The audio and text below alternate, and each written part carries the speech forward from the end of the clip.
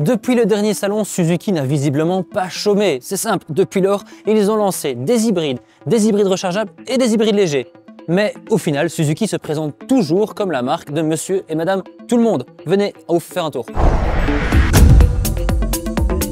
Depuis 2015, le Vitara apporte le bon temps dans la gamme Suzuki. C'est facile de voir pourquoi, parce qu'à moins de 20 000 €, il est aussi bien équipé, notamment en termes de sécurité.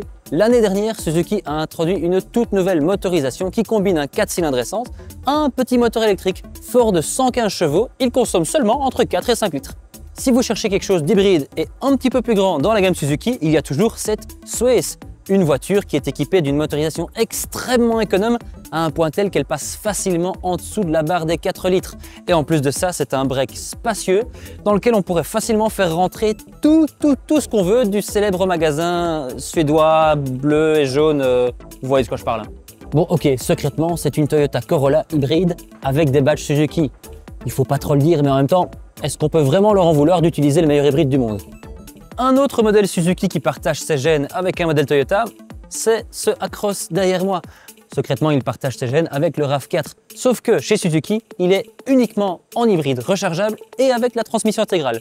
Franchement, vous n'aurez certainement jamais besoin de plus. De la plus grosse Suzuki, on passe à la plus petite avec cette Ignis. Et il faut l'avouer qu'avec son avant un petit peu rondouillard et ses larges hanches à l'arrière, elle a un look quand même assez sympa. En plus de ça, avec son 1200 hybride, elle coûte moins de 16 000 € et en plus, on peut l'avoir avec la transmission intégrale.